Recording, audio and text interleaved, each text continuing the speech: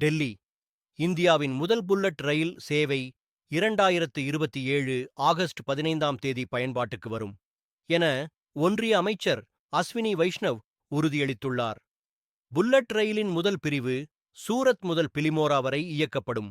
பின்னர் வாபி, சூரத், வாபி, அகமதாபாத், தானே, அகமதாபாத், மும்பை, அகமதாபாத் வரை விரிவாக்கம் செய்யப்படும் எனவும் அஸ்வினி வைஷ்ணவ் தெரிவித்தார்.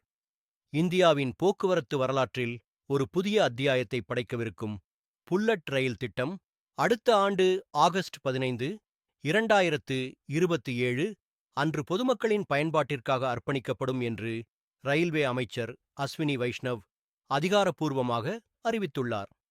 2026ஆம் ஆண்டின் முதல் நாளான இன்று செய்தியாளர்களிடம் பேசிய அவர், இந்த மெகா திட்டத்தின் பணிகள் மிக வேகமாக நடைபெற்று வருவதாகவும், அடுத்த ஆண்டு சுதந்திர தினத்தில் மக்கள் புல்லட் ரயிலில் பயணிக்கலாம் என்றும் உறுதியளித்தார். பிரதமர் நரேந்திர மோடியின் கனவுத் திட்டமான இந்த மும்பை அகமதாபாத் அதிவேக ரயில் வழித்தடம் MAHRS சுமார் 508 கிலோமீட்டர் நீளம் கொண்டது.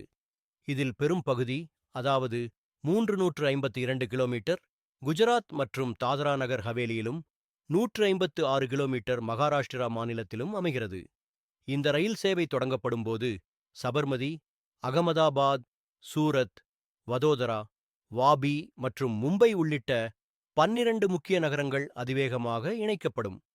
கட்டுமானப் பணிகளைப் பொறுத்தவரை இந்த வழித்தடத்தின் 85% பகுதி மேம்பாலங்கள் வழியாகவே அமையும் வகையில் வடிவமைக்கப்பட்டுள்ளது.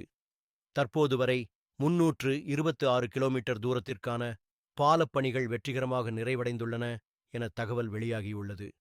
இந்த பதிவு பிடிச்சிருந்தா லைக் பண்ணுங்க, ஷேர் பண்ணுங்க, கமெண்ட் பண்ணுங்க, நம்ம சேனலை சப்ஸ்கிரைப் பண்ணுங்க. அடுத்த வீடியோவில் பார்க்கலாம்.